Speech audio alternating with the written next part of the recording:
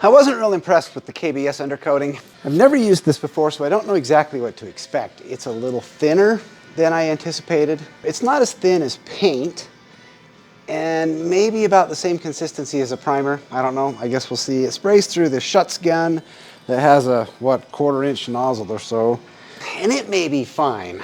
To their credit, I've never applied undercoating before. The closest thing I have to compare it to is lizard skin, and the lizard skin is thick. However, I don't want lizard skin on the bottom of the car. I think lizard skin is fantastic for the inside, for the sound deadening, but as a protective coating and sound deadener for the exterior, I really want to use an exterior undercoating that's rubberized, that helps with the sealing, that's built to handle the kind of abuse that the undercoating receives. So I'm sticking with it. I'm trying another brand. This is now Barrier Bond. I've never used it either, and frankly, so far, it seems to be nearly identical to the KBS, but we'll give it a go. Worst case scenario, if none of this works, I may fall back on some kind of a bed liner type material. I don't really want to do that. Those types of materials tend to harden, which means that when rocks hit, they tend to chip. That's really not the objective here. The rubberized undercoating, which is much more like OEM, stays soft, stays pliable, it seals all of the joints as well as sound deadens the sheet metal and protects it from rock chips. So all the way around, this rubberized undercoating is what I really want to see happen. I just need something that goes on thick enough to get the job done the way I want it to be done. So here we go. We'll give it another shot. I take it back. I was shaking this stuff and thought that it felt really runny. But this is definitely not as thin as the KBS undercoating. It's got some thickness to it, and so I'm optimistic. We'll see how it goes.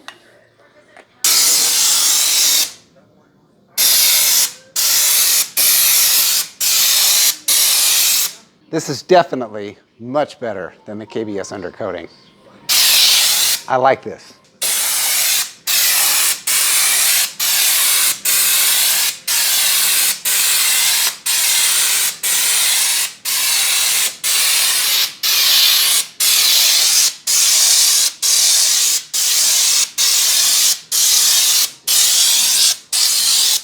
It also seems a little more toxic, chemical smelling. I think I'll go get my respirator on.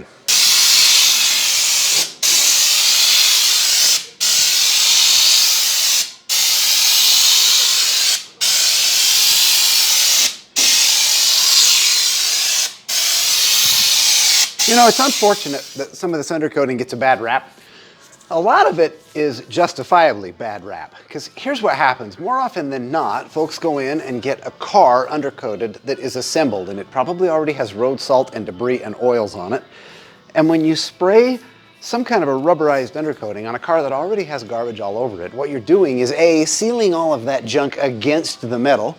And so if you've got moisture that gets sealed in there against a rubberized undercoating, all you're doing is enabling and even encouraging the rot. I don't think that I would undercoat a live car, but for a restoration like this, where I've got bare underside that has been cleaned and coated, and I know that it's going on in a sterile type of a situation, totally different scenario. So to me, getting some undercoating on here is critical. I'll do the same thing on the inside. I'll use lizard skin there, but on the underside, having some kind of undercoating on the metal not only helps protect the metal and it avoids rust, it seals the seams, and it gives you some sound deadening qualities. So all the way around, I'm a fan.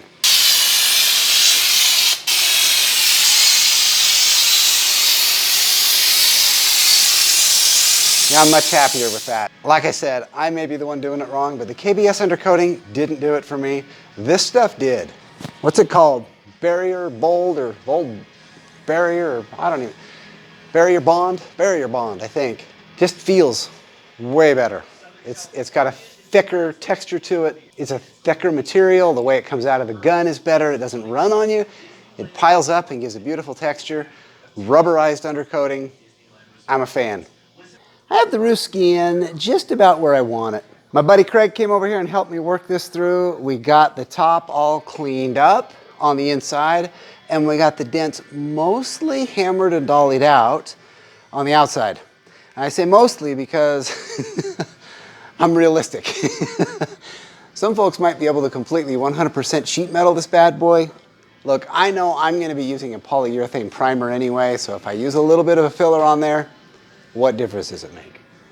The good news is the dents are hammered out to the point where they're really, they're small, which means that the filler can be really thin. I don't like thick filler, but I'm okay with the thin filler. So we'll use a glaze coat over the top of this. And on the inside, I figured, well, I got this on the rotisserie, would be the best time to spray lizard skin on the top, because then I don't have to be spraying underneath and shooting up. So I got the ceiling all cleaned up. I got it coated with an epoxy primer. Now I'm gonna hit it with the lizard skin. That'll give me some sound deadening. And when I have that done, I can put the roof brace back in it. And then I don't have to work upside down after the car comes down off the rotisserie. I'm sure there are some folks who have done some scientific tests around decibel ratings with lizard skin versus some of the adhesives like Dynamat. I suspect that something like a Dynamat stick-on probably has the best sound absorbing qualities. Probably what happens when you add thickness to the metal is that it changes the tone of the resonance from a high-pitched tone to a low-pitched tone, and thereby deadening the sound. I think the adhesive sound reducers might be the best option, but in terms of simplicity, if you've got a car wide open like this and you can just spray the stuff on, it's so fast and it's so inexpensive that if you can get even close to the same end effect, you came out ahead.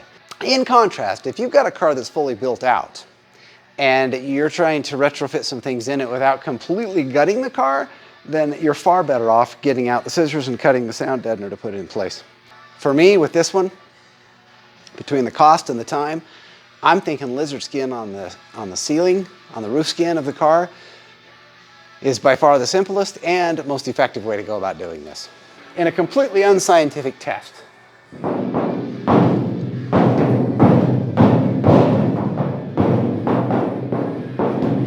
there's a series of random knocks. Maybe we'll do that again after we get some of that on there and see what it sounds like, huh?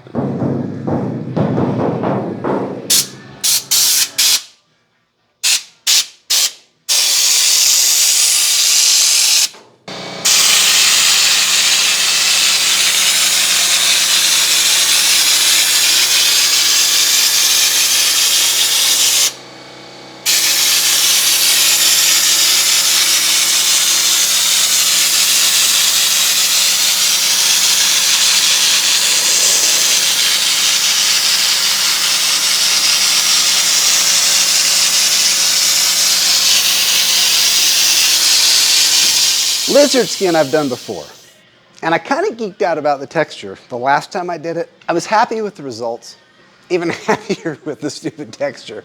Last time I used the prescribed lizard skin gun, just because that's what I bought. I don't know where that thing went. I've lost it somewhere, and I have this generic Schutz gun, and it works just fine. So, let's end it. I think the single biggest thing to be aware of with the lizard skin is that it goes everywhere. Like the undercoating tends to spray a little bit and you get the overspray and it's a little bit of a mess, but this stuff is like no other. It goes everywhere. So if you don't want lizard skin on it, cover it. I figure the roof of the car is just shy of 20 square feet. Not quite 4 wide, not quite 5 long. Call it 20 square feet. The lizard skin sound control says that it's 20 square feet to the gallon, and that's supposed to get you 40 mils. So I'm guessing maybe that's how thick the thing is. Look, I didn't measure the thickness. All I know is I used a gallon. I did it in quart level applications, pouring out of a 2-gallon bucket into a 1-quart container to spray through the Schutz gun. So I had to do that 4 times. I shot the whole thing at about 60 PSI, which I think worked fine. I will say, I think the texture coming out of the Schutz gun is a little different than the texture coming out of the lizard skin gun. I don't know why, and I can't say that with certainty because it's been a minute since I did it the first time with the lizard skin gun, so I actually don't know. But it just seems that way. I would say it took me about, I don't know, 5 to 7 minutes maybe to spray a quart. So all in, you're 20, maybe 30 minutes to spray a gallon of spray time. Add to that a little bit of fill time and some cleanup time. So it's probably an hour to do the application of a gallon against a 20 square foot area.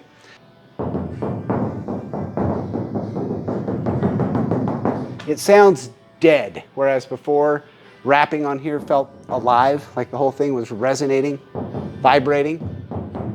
Now,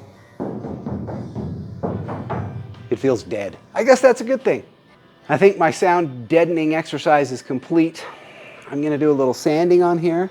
At that point, unless I choose to do some primer on the car while it's on the rotisserie, I think I'm ready to put it down on the frame.